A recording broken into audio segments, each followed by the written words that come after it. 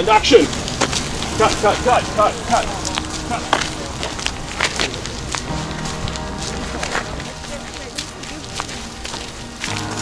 Okay, obviously taking you.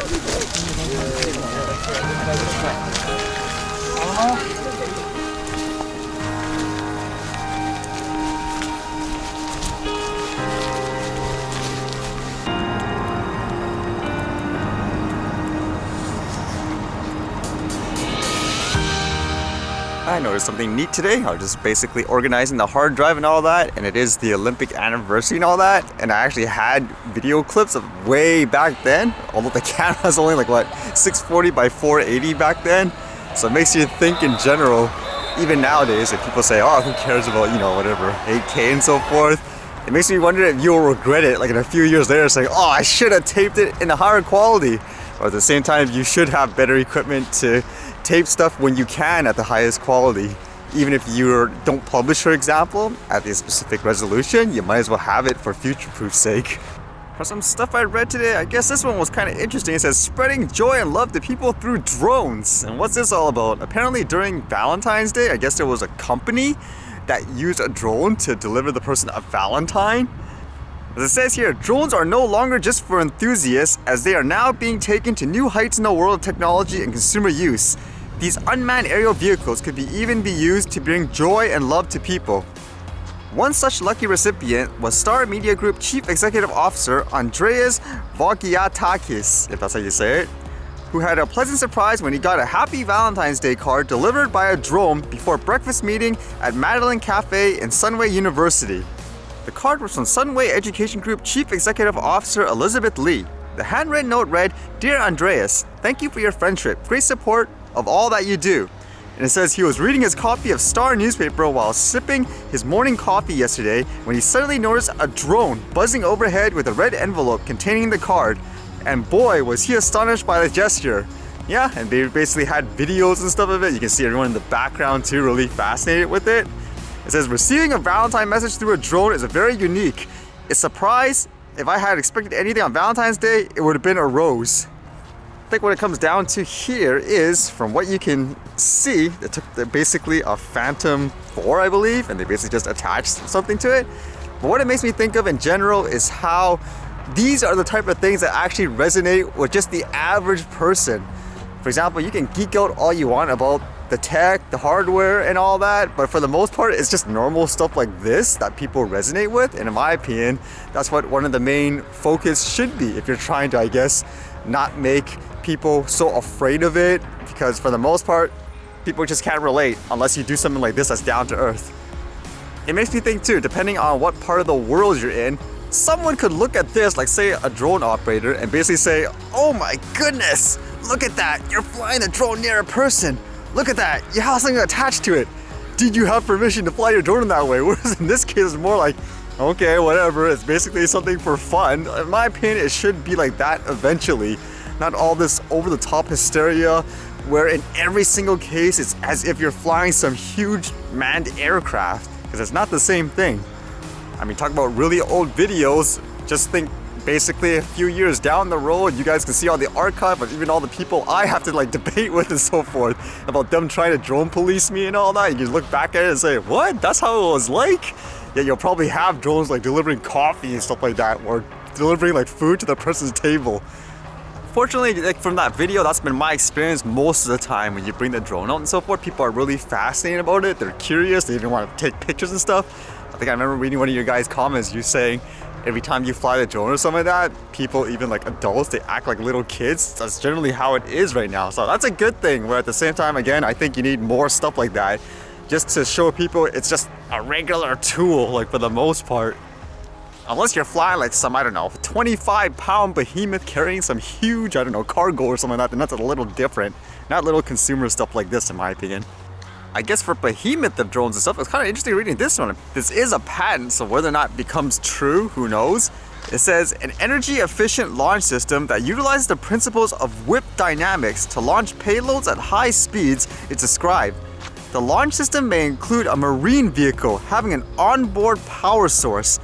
A tapered superconducting cable may be retractable, connected to the marine vehicle via a winch and electrically connected to the power source. One or more aerial vehicles may be coupled to and receive power through the cable to launch a payload at the end of the cable. The marine vehicle, winch, and or aerial vehicles may be opened in coordination to create, propagate, and accelerate a whip waveform along the cable toward the payload. That sounds pretty crazy, isn't it? Like a ship with cables launching stuff, I guess drones in the air super fast? Like, where are you sending it off? To space or something? Yeah, you can even see their diagram and stuff like that. I guess something like that is the intent. To have like a base of a ship in the water and then, yeah, it basically launches all these drones and stuff. That's kind of crazy, huh? Like stuff like this, I can see, okay, this isn't like, quote, like a consumer drone and so forth. I think stuff like that, you can go crazy in terms of regulating them and so forth to make sure they're safe and all that. But for the most part, for regular consumer stuff, I think it needs to be laxed overall.